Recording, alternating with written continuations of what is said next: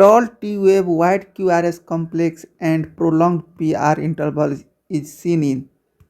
हम यहाँ पे देखिए टी वेव से हम डिफ्रेंशिएट करेंगे। यहाँ पे देखिए ये पी हो गया, क्यू आर एस कम्प्लेक्स हो गया, ये टी वेव हो गया। इफ ये टी वेव टॉल हो गया तो ये क्या हो गया, हाइपर कैलिमिया। हाइपर कैलिमिया। यही टी वेव जो इन्वर्सन हो जाएगा, ऐसे हो जाएगा, तो ये क्या, टी वेव इन्वर्सन, तो ये हो गया क्या, हाइपोकैलिमिया। हाइपोकैलिमिया। तो हम टी वेव से हाइपरकैलिमिया और हाइपोकैलिमिया डिफ्रेंशिएट कर सकते हैं। तो यहाँ पर टी वेव टॉल है तो टॉल क्या हुआ, हाइपरकैलिमिया। और हाइपरकैलिमिया में कौन कौन सा वेव दिखाई देता है, ईसीजी में क्या क्या दिखाई देता है, तो एसटी एलिवेशन। ST elevation. और जो पी वेव है वो डिक्रीज। वही हाइपोकैलिमिया में ईसीजी में क्या क्या दिखाई देता है, टी वेव इन्वर्सन हो ही गया। Pseudo P pulmonale.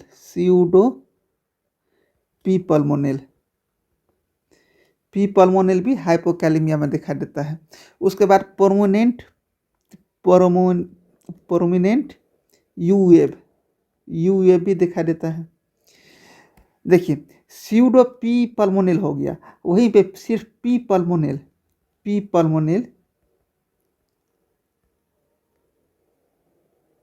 पल्मोनेल क्या में देखा रहता है, पल्मोनरी हाइपरटेंशन में। अब पी मेट्रेल की में दिखाई देता है, पी मिट्रल स्टेनोसिस में। वहीं पे देखिए टी वेव जो इन्वर्सन है, ये टी वेव इन्वर्सन और क्या क्या चीज़ में दिखाई देता है, एक तो हो गया, क्या हो गया, हाइपोकैलिमिया। उसके बाद एमआई में दिखाई देता है। उसके बाद क्या में दिखाई देता है, अनस्टेबल एंजाइना में। ये तीनों में टी वेव इन्वर्सन दिखाई देता है। हाइपोनेट्रिया में सोडियम का लेवल, इफ सोडियम का लेवल लेस देन 125 होगा तो क्या देखा होगा, सीजर डेवलप होगा। इफ सोडियम का लेवल लेस देन 125 होगा तो क्या डेवलप होगा, सीजर। और नॉर्मल रेंज कितना होता है सोडियम का, 135 to 145। तो यहाँ पे answer B. A patient has presented with the feature of cardiac tamponade, which is the true finding। तो कार्डियक टैम्पोनिडी को हम एक निमोनिक्स बोले थे, क्या था, MDH। एम मीन्स क्या हो गया, मुफर्ड हार्ट साउंड। टी मीन्स क्या हो गया, डिस्टेंडेड नेक। और एच मीन्स क्या हो गया, हाइपोटेंशन। तो यहाँ पे क्या है, distended neck when means jugular vein column visible distended. E means क्या हो गया, distended neck when without pulsation. मतलब मैंने पहले के वीडियो में क्या बोला था, non pulsatile jugular vein jugular venous pressure जो राइज होता है, जो डिस्टेंडेड होता है, वो नॉन पल्सटाइल होता है। एक कार्डियक टैम्पोनिडी में ही है जो non pulsatile jugular venous pressure होता है, बाकी हर जगह पे पल्सटाइल होता है। तो यहाँ पे विदाउट पल्सटेशन दिया है, इसलिए क्या होगा ऑप्शन में डी ट्रू। कौन सा हुआ, jugular vein column is visible distended without pulsation. Correct position site after auscultation of heart valve. तो यहाँ पे देखिए करेक्ट पोजीशन क्या है, तो इसमें क्या हो गया, अमन प्रसाद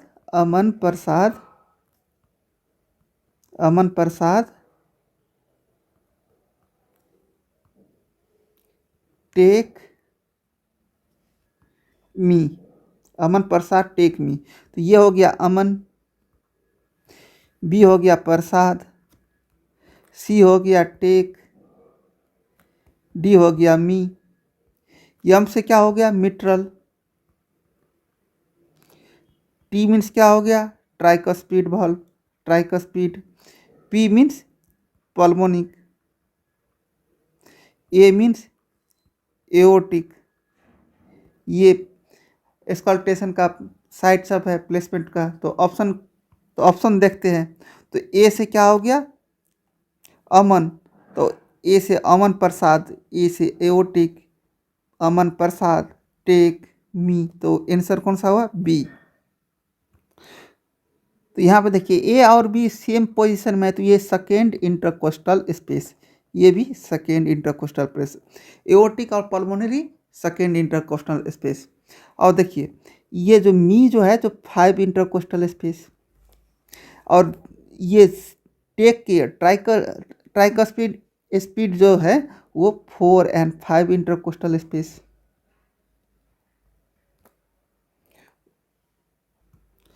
A young patient had no symptoms, but sculpting revealed wide fixed split. The clinical diagnosis wide split S2 sound किस में दिखाई देता है, तो देखिए वाइड फिक्स है, फिक्स हमेशा हद होता है, हद।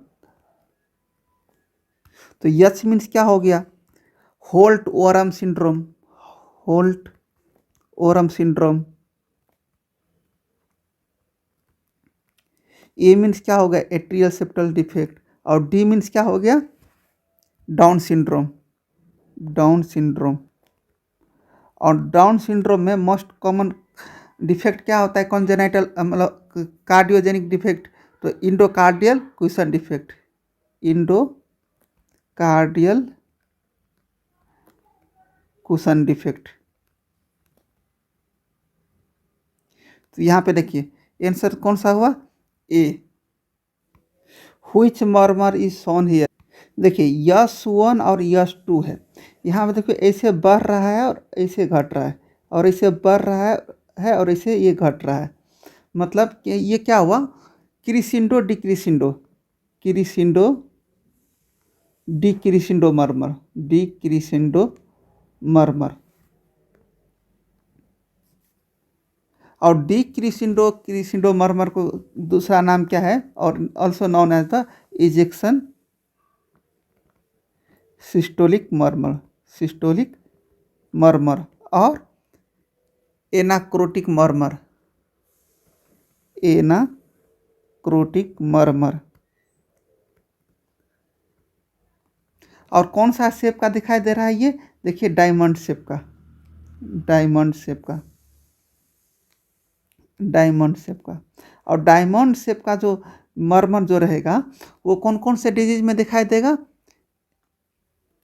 एचओसीएम, एचओसीएम, और एस्टिनोसिस में, एस्टिनोसिस में। एस्टिनोसिस कौन कौन सा होता है, एओर्टिक एस्टिनोसिस और पल्मोनिक एस्टिनोसिस। तो क्रिसिंडो डिक्रिसिंडो मर्मर किस में दिखाई दिया, एचओसीएम, एएस और पीएस में। यस 1 मीन्स क्या हुआ, M1T1, M1T1, और यस 2 मीन्स क्या हुआ, A2P2, A2P2। तो यहाँ पर देखिए S1 S2 S1 हुआ, यहाँ से यहाँ तक में, S1 से S2 तक में जो मर्मर दिखाई देगा उसको क्या बोलेंगे, सिस्टोलिक, सिस्टोलिक मर्मर। और S2 से S1 तक में रहेगा उसको क्या बोलेंगे, डायस्टोलिक मर्मर।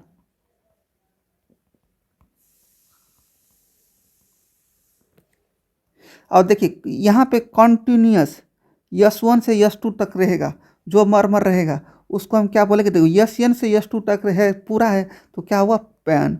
और ये कौन सा मर्मर है, यस, तो pan systolic murmur, pan systolic murmur. If S2 से S1 तक में मर्मर रहेगा उसको क्या बोलेंगे, pan diastolic murmur, pan diastolic murmur. Pan systolic murmur को दूसरा नाम क्या बोलता है, also known as the holosystolic murmur, holosystolic murmur.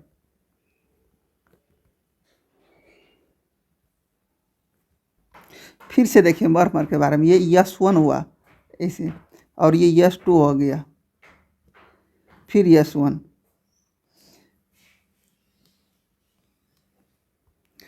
यहाँ पे ये क्या हुआ, डिक्रिसिंडो, तो ये कौन सा है, सिस्टोलिक मर्मर है, यहाँ सिस्टोलिक। तो ये क्या हो गया, डिक्रिसिंडो, डिक्रिसिंडो सिस्टोलिक मर्मर, सिस्टोलिक मर्मर। ये S2 से S1 क्या है, डायस्टोलिक है। इसमें भी डिक्रीसिंडो हो गया, तो ये क्या हो गया, डायस्टोलिक डिक्रीसिंडो मर्मर, डिक्रीसिंडो मर्मर। जो सिस्टोलिक डिक्रीसिंडो सिस्टोलिक मर्मर जो है, डिक्रीसिंडो सिस्टोलिक मर्मर है, जो ये क्या में दिखाई देगा, अर्ली एओर्टिक पल्मोनिक इनसफिशिएंसी में, aortic early aortic pulmonic insufficiency.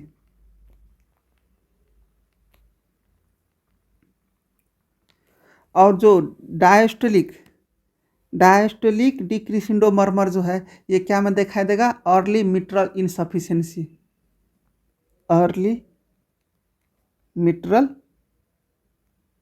Insufficiency. तो यहाँ पे आंसर कौन सा हुआ, A. Common on the diagnosis in the patient with the rapid X and Y descent in jugular venous pressure following chest X-ray। यहाँ पर देखिए स्टीप और स्टीप एक्स और स्टीप वाई, ये क्या चीज़ में दिखाई देता है, कार्डियक टैम्पोंडी में। Steep X and steep Y cardiac tamponade में दिखाई देता है। उसके बाद steep X and steep Y descent किस में दिखाई देता है, कॉन्स्ट्रिक्टिव पेरिकार्डाइटिस, और उसको क्या बोलता है, पेरिकार्डियल सूडर।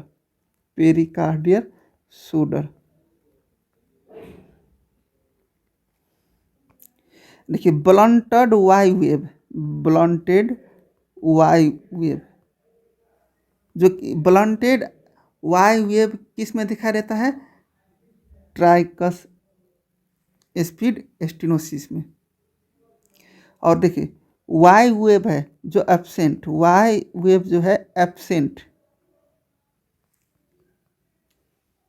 ये भी कार्डियक टैम्पोंडी में दिखाई देता है। तो कार्डियक टैम्पोंडी में क्या हो गया, Y wave absent, steep X and steep Y ये भी दिखा देता है। और steep X and Y descent किसमें, कॉन्स्ट्रिक्टिव पेरिकार्डाइटिस, और उसको पेरिकार्डियल सूडर भी बोलता है। तो answer B. A 17 years old man present with the complaint of breathlessness, occasionally episode of the chest pain. General physician examination show the high volume pulse, BP 150 by 17 mmHg. On cardiovascular examination, apex BT displaced 1.5 cm lateral to the mid clavicular line. On auscultation, diastolic murmur is heard. What is the diagnosis? तो सबसे main clue यहाँ पर देखिए diastolic murmur दिया है। तो diastolic murmur किस चीज़ में दिखाई देता है, तो देखिए डायस्टोलिक मर्मर के लिए मैं एक निमोनिक्स DSLR बोलते हैं, तो यल को कैंसिल कर रही थी, तो ये क्या हो गया, DSR।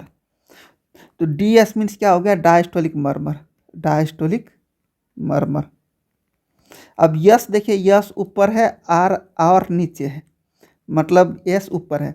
तो ऊपर में यस कौन कौन सा आता है, मिट्रल स्टेनोसिस और एओर्टिक स्टेनोसिस। और नीचे में आर कौन कौन सा आता है, पल्मोनिक रिग्रुगेशन और एओर्टिक रिग्रुगेशन।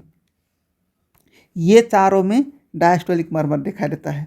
तो देखिए मिट्रल स्टेनोसिस में पैनसिस्टोलिक मर्मर दिखाई देता है, पैनसिस्टोलिक मर्मर। तो बाकी कौन सा रह गया, aortic stenosis means aortic insufficiency. C और डी ऐसा ही रूल आउट हो गया। हमें कन्फ्यूजन है एओर्टिक और मिट्रल इनसफिशिएंसी में। तो मिट्रल इनसफिशिएंसी में पैनसिस्टोलिक मर्मर दिखाई देता है, तो एओर्टिक इनसफिशिएंसी इसका आंसर हुआ, क्योंकि यहाँ पे हाई वॉल्यूम पल्स बोलता है, हाई वॉल्यूम पल्स, और BP 150/70 है, हाई वॉल्यूम पल्स बोलता है, इसलिए डायस्टोलिक मर्मर। तो answer A. The following image में ये क्या दिखा रहता है, यहाँ देखिए नेल में ये कॉनकेविटी है। कॉनकेविटी को क्या बोलते हैं, पैरेट बिक अपीयरेंस, पैरेट बिक अपीयरेंस। कॉनकेविटी ऑफ नेल को क्या बोलते हैं, पैरेट बिक अपीयरेंस। और पैरेट बिक अपीयरेंस किस में दिखा रहता है, क्लॉबिंग में। तो answer A. Patient with the previous history of the MI 3 years ago now present with a gradual increase in the breathlessness on the climbing stair. On examination, S1 loud with S3 being heard with a bell. Which of the following correct diagnosis? यहाँ पे correct diagnosis क्या है ये बोलता है। तो यहाँ पे देखिए S1 साउंड ये क्लू पॉइंट है, विथ S3 साउंड दिखा रहता है। तो S3 hot sound, S3 hot sound को क्या बोलते हैं, वेंट्रिकुलर गैलप रिदम। मतलब S3 साउंड कब प्रोड्यूस होता है, टर्बुलेंस होता है तब, टर्बुलेंस होता है तब। और जब टर्बुलेंस होता है तब S3 साउंड प्रोड्यूस होता है, तो उसको क्या बोलता है, वेंट्रिकुलर गैलप रिदम साउंड भी बोलते हैं। और ये यूजुअली क्या चीज़ में दिखा रहता है, कंजेस्टिव हार्ट फेलियर में। तो ऑप्शन डायग्नोसिस क्या हुआ, डी। और पल्मोनरी इम्बोलिज्म में ECG फाइंडिंग क्या क्या होता है, S1 Q3 और T3। A 30 years old patient valvular heart disease present with the fever for last 2 weeks. On physical examination, the following features are the noticed in the patient. Which these will be the abdomen examination finding of this patient. सबसे पहले image में देखिए, image में क्या दिखा रहता है, ये जो है क्या है, रॉथ स्पॉट। और जो हाथ में जो दिखाई दे रहा है ये क्या है, इरिथोमैटस मैकुल।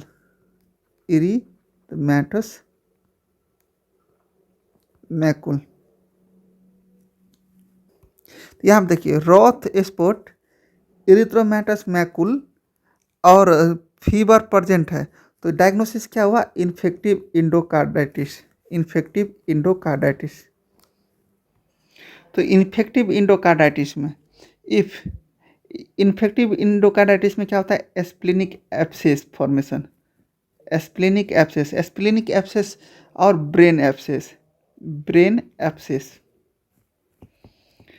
और स्प्लेनिक एब्सेस होगा तो क्या होगा, स्प्लिनोमेगाली। और ब्रेन एब्सेस होगा तो क्या होगा, हेमीप्लेगिया।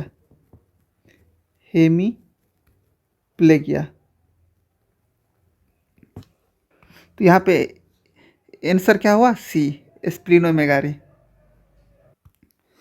A 17 years old man collapsed in the house and was rushed to the hospital. On arrival, ECG tracing shown in the below. Which of the following is the best intervention for this patient? जो ECG है ये क्या है, ए systole. तो हम सबसे पहले क्या करेंगे, ए सिस्टोल मैनेजमेंट के लिए हमें CPR वाला टॉपिक में जाना पड़ेगा। CPR में क्या होता है, रिदम शॉकेबल है या नहीं, शॉकेबल रिदम यस और नो में क्या क्या पड़ता है, शॉकेबल रिदम नो में ए सिस्टोल और पल्सलेस इलेक्ट्रॉन एक्टिविटी। और रिदम, शॉकेबल रिदम किस में देंगे, वेंट्रिकुलर फिब्रिलेशन में और पल्सलेस वेंट्रिकुलर टैकीकार्डिया में। और पल्स ये में जिसमें यस रहेगा तो शॉकेबल रिदम में हम कंटिन्यू CPR करेंगे। इफ ए सिस्टोल और पल्सलेस इलेक्ट्रॉन एक्टिविटी रहेगा तो इसमें हम क्या करेंगे, इपिनेफ्रिन और एड्रेनालिन 1:10,000 में डाइल्यूट करके, 1:10,000 के डाइल्यूट में करके। तो यहाँ पे आंसर क्या हुआ, एड्रेनालिन 1 mg IV देंगे। तो answer C. An elderly patient with the hypertension fell down in the bathroom. BP 220 to 220 by 110 on admission. Which of the following statement is the correct about this patient? तो सबसे पहले देखिए hypertensive patient है और ये bathroom में फल किया और इसका ब्लड प्रेशर हाई है, तो हम ऐसे में क्या करेंगे? देखिए स्टार्ट एंटीप्लेटेड ड्रग नहीं करेंगे क्योंकि ये खासा है, तो उसको स्ट्रोक भी हो सकता है। और वो डिफ्रेंशिएट करने के लिए हमें इस्चीमिक है या हेमोरेजिक है, ये डिफ्रेंशिएट करने के लिए हमको सबसे पहले सीटी करना पड़ेगा, तो इसलिए हम एंटीप्लेटलेट ड्रग्स नहीं देंगे। Platelet are transfuse even the platelet count is not low. तो हम प्लेटलेट जब ब्लीडिंग ही नहीं हुआ है, प्लेटलेट काउंट लो ही नहीं हुआ है, तो हम प्लेटलेट ट्रांसफ्यूज क्यों करेंगे? तो ऑप्शन बी भी रॉन्ग है। और रिड्यूस ब्लड प्रेशर 120, देखिए इमीडिएट ब्लड प्रेशर लो करेंगे तो और भी वर्सनिंग होने का चांस होगा और ब्रेन परफ्यूजन होने का चांस ज़्यादा बढ़ जाएगा, परफ्यूजन। अब पोटामन क्या है? मोस्ट कॉमन साइट है क्या चीज़ के लिए? ब्रेन हेमरेज के लिए, ब्रेन हेमरेज या ब्लीडिंग के लिए। Putamen is the most common site, तो आंसर डी।